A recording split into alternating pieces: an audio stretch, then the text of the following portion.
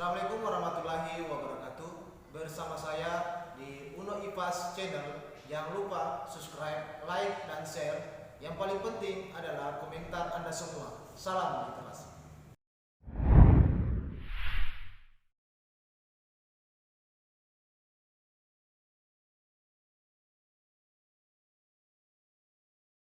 Bismillahirrahmanirrahim. Assalamualaikum warahmatullahi wabarakatuh. Innal hamdalillah nahmaduhu wa nasta'inuhu wa nastaghfiruh wa na'udzubillahi min syururi anfusina wa min sayyiati a'malina wa ba'd.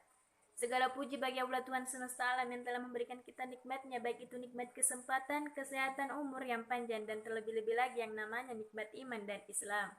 Selanjutnya, salawat dan salam tak lupa pula kita kirimkan kepada junjungan kita, tauladan kita, yakni baginda Rasulullah Sallallahu Alaihi Wasallam, yang dimana beliau yang telah mengadakan umat Islam dari alam yang gelap gulita menuju alam yang terang benderang, atau dengan kata lain minaz zulumati ila nur aw ila siratal mustaqim. Perkenalkan, nama saya Rizky Amelia dari kelas 10 MIPA 1 SMA Negeri 1 Kodeoha. Alamat Jalan Taman Siswa, Kelurahan Malamala, Kecamatan Kodeoha. Insya Allah pada kesempatan kali ini saya akan menceritakan sebuah kisah Nabi, yakni kisah Nabi Ismail alaihissalam. Nabi Ismail alaihissalam adalah putra dari Nabi Ibrahim alaihissalam dengan istri Siti Hajar. Dahulu, istri Nabi Ibrahim yang bernama Siti Sarah tidak bisa mempunyai anak. Sedangkan Nabi Ibrahim berhasrat ingin sekali mempunyai keturunan. Nabi Ibrahim pun menikah dengan salah satu budak wanitanya, yakni Siti Hajar. Pasca menikah, tidak lama kemudian, Siti Hajar hamil dan melahirkan seorang putra yang bernama Nabi Ismail alaihissalam. Setelah kelahiran Nabi Ismail alaihissalam, Sarah yang tidak mempunyai anak cemburu terhadap Hajar dan anaknya. Tidak lama kemudian, Siti Sarah menerima kabar gembira dari Allah Subhanahu wa Ta'ala bahwa di usianya yang sudah lanjut dia akan mendapatkan karunia seorang anak laki-laki yang dinamakan Ishak. Karena kehadiran Siti Hajar dan anaknya, Siti Sarah meminta kepada suaminya, yakni Nabi Ibrahim alaihissalam, untuk membawa Siti Hajar dan anaknya jauh dari kawasan Syam. Kemudian turunlah perintah dari Allah Subhanahu wa Ta'ala untuk membawa Siti Hajar dan Nabi Ismail alaihissalam menuju ke Mekah. Kemudian Nabi Ibrahim alaihissalam sendiri yang membawa Siti Hajar dan anaknya menuju ke Mekah.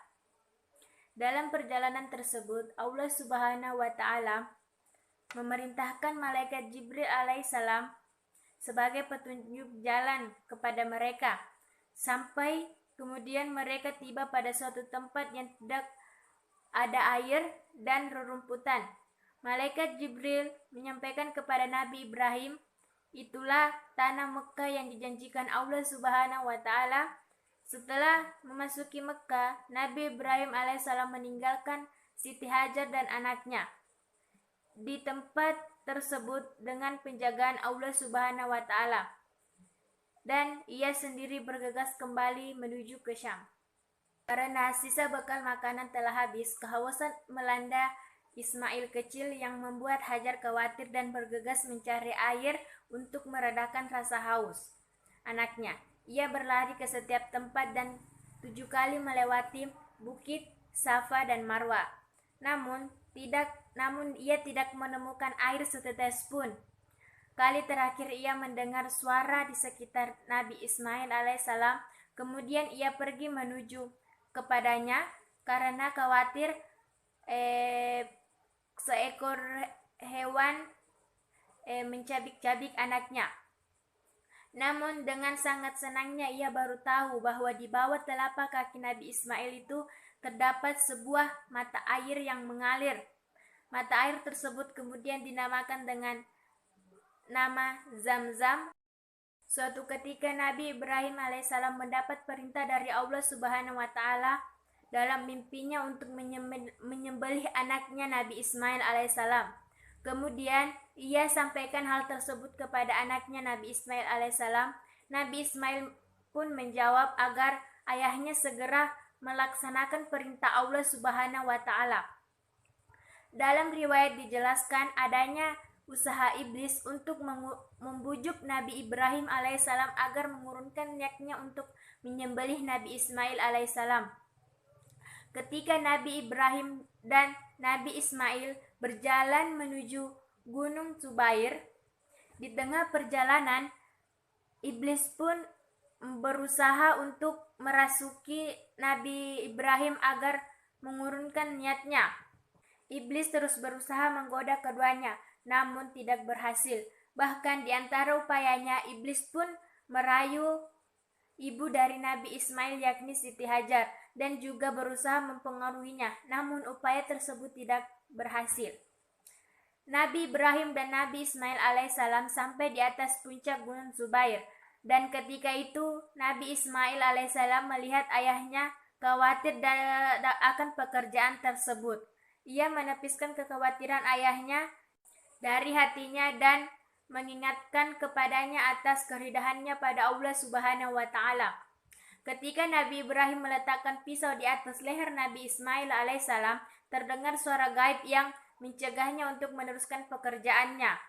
Dengan kesabaran dan kesetiaan keduanya, Allah Subhanahu wa Ta'ala mengganti pengorbanan itu dengan seekor kambing dan memerintahkan Nabi Ibrahim agar supaya menyembelih kambing itu sebagai korban yang menggantikan posisi Nabi Ismail alaihissalam. Dan inilah asal permulaan sunnah berkurban yang dilakukan oleh umat Islam pada setiap hari raya Idul Adha di seluruh pelosok dunia. Sekian cerita yang dapat saya sampaikan, semoga bermanfaat bagi kita semua, terutama bagi diri saya sendiri. Kurang dan lebihnya mohon dimaafkan. Wabillahi taufiq wal hidayah. Summa wassalamualaikum warahmatullahi wabarakatuh.